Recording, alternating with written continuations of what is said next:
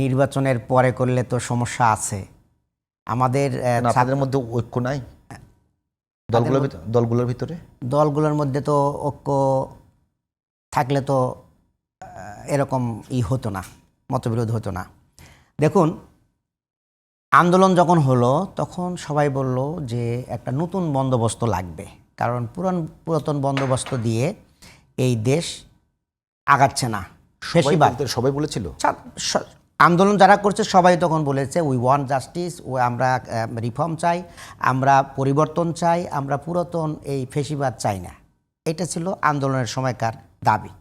এরপরে যখন আমাদের এই বর্তমান অন্তর্বর্তীকালীন সরকার আসলেন, ওনার কাছে যতবার মানুষ জিজ্ঞাসা করেছে, সাংবাদিকরা জিজ্ঞেস করেছেন, রাজনৈতিক নেতৃবৃন্দ জিজ্ঞেস করেছেন, উনি বলছেন যে আপনার টার্গেট কি?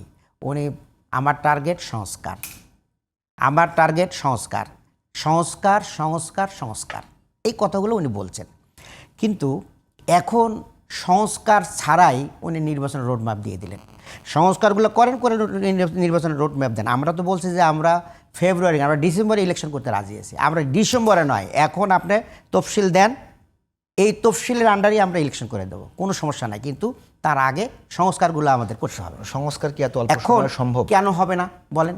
6 মাস টাইম আছে, এখনও 6 মাস টাইম আছে। এখন আপনার সংস্কারের এত সময় তো লাগার কথা না, 1 মাসই যথেষ্ট। শোনেন, আপনারা যেসব জায়গাতে সংস্কার চাচ্ছেন সেসব জায়গাতে সংস্কার তো খুব কঠিন হয়ে যাবে। কোনো কঠিন না, কোনো কঠিন না। আপনি একেবারে যে ঘোষণাপত্রের আইনি ভিত্তি যদি না দেওয়া হয় তাহলে আমরা সবাই মিলেই তো ফেঁসে যাব। যারা জুলাই যোদ্ধা তারাও ফাঁসবে না। আপনাদের ওই সমাবেশে কিন্তু আপনাদের পক্ষ থেকে যে বিষয়টা বলা হয়েছে যে ওখানে যে বলা আছে যে যেহেতু এই সরকার সাংবিধানিক সরকার, আপনারা বর্তমান সরকারকে সাংবিধানিক সরকার মানতে রাজি না। কেন মানতে রাজি না? আমরা বলছি যে 106 অনুযায়ী উনি বৈধ না, কিন্তু 7 অনুচ্ছেদ অনুযায়ী উনি বৈধ। কারণ জনগণের ইচ্ছাই হলো সংবিধানের ভিত্তি। তে জনগণ ইচ্ছা করেছে শেখ হাসিনা থাকবে না, শেখ হাসিনা আউট হয়ে গেছেন, এবং জনগণ ইচ্ছা করেছেন অন্তর্বর্তীকালীন সরকার ইউনূস সাহেব থাকবেন, এবং এই সরকার এই ভিত্তি অনুযায়ী উনি মজবুতভাবে কাজ করতে পারবেন। আর যদি এইটা যদি ভিত্তি এই আইনের মধ্যে না আসে, আপনি দেখেন 90-এর যে গণঅভ্যুত্থান হলো সেখানেও কিন্তু একটা জেন্টেলম্যান এগ্রিমেন্ট হয়েছিল। সেই এগ্রিমেন্টই থেকে গেলো, কাগজে বাগে থেকে গেল, এটার কোনো দিন এতে আসেনি। এখন যদি আমরা এটাকে ভিত্তি না দেই তাহলে এই সরকার তো অবৈধ হয়ে যাবে এবং এর ইলেকশন অবৈধ হবে।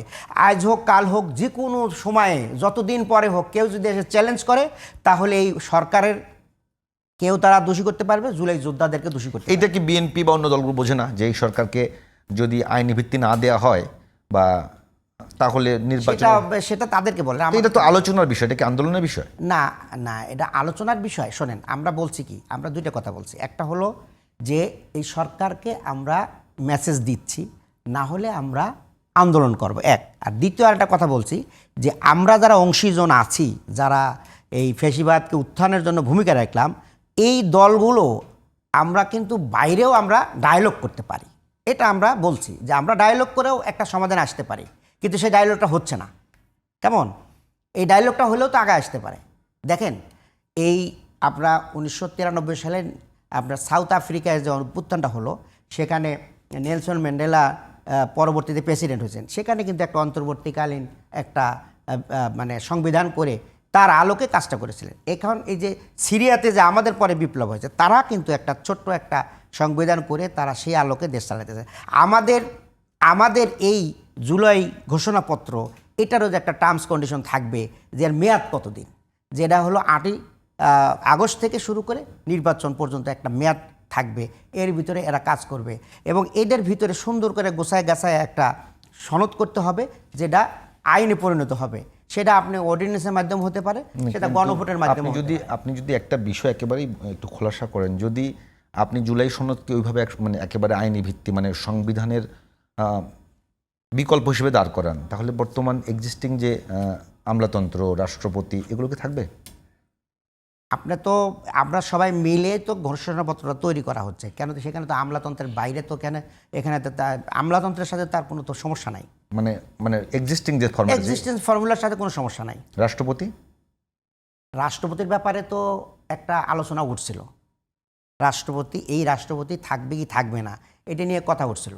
সেখানে কিন্তু আমাদের রবিউল ভাইয়েরা ওনারা সাপোর্ট করে নাই, না হলে তো এই রাষ্ট্রপতি কবে চলে যায়।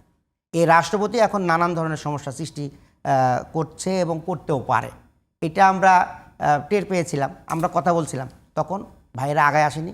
আমরা চাইছি যে আমাদের নিজেদের মধ্যে একটা ফাটল সৃষ্টি না হোক, আমরা একসাথেই আগায় যাই। সে কারণে আমরা সেই সময় আমরা কোনো মুভমেন্টে যাইনি বা আমরা কোনো শক্ত পজিশনে যাইনি।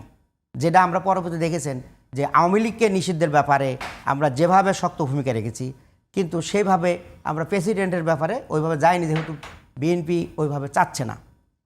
আমরা চাইলাম যে আমরা সবাই মিলেই যেন এই সংস্কার এবং নির্বাচনের দিকে এগিয়ে যাই।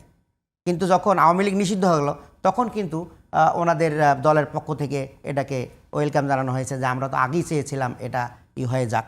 কেমন? তো এই জন্য এই আইনি ভিত্তিটা খুবই জরুরি। কেমন? এটা যদি মনে করেন অর্ডিন্যান্সের মাধ্যমে না দেন, তো গণভোটে দেন, গণভোটে দেন। গণভোট কি সম্ভব? এত কেন সম্ভব না?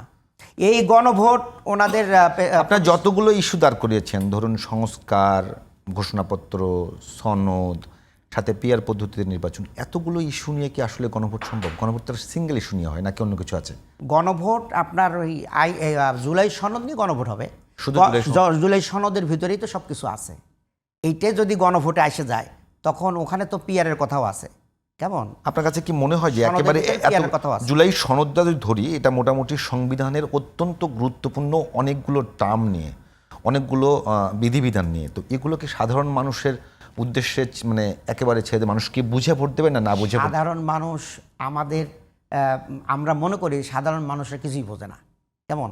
কিন্তু সাধারণ মানুষেরা যে এত মানে কনসাস, আপনি দেখেন জুলাই আমরা যখন মানে সংগ্রামটা হয়, সে সময় রিকশাওয়ালারা তারা তাদের কাজ বাদ দিয়ে মানে এই সংগ্রামে এসে গেছে। অভ্যুত্থানে অংশগ্রহণ আর সংবিধান বোঝা কি এক? একটু কথা বলি ভাই, ওই জুলাইয়ের মানে যে দাবি ছিল, প্রথম কোটার আন্দোলন ছিল, রিকশাওয়ালার কি কোটা বলেন তো?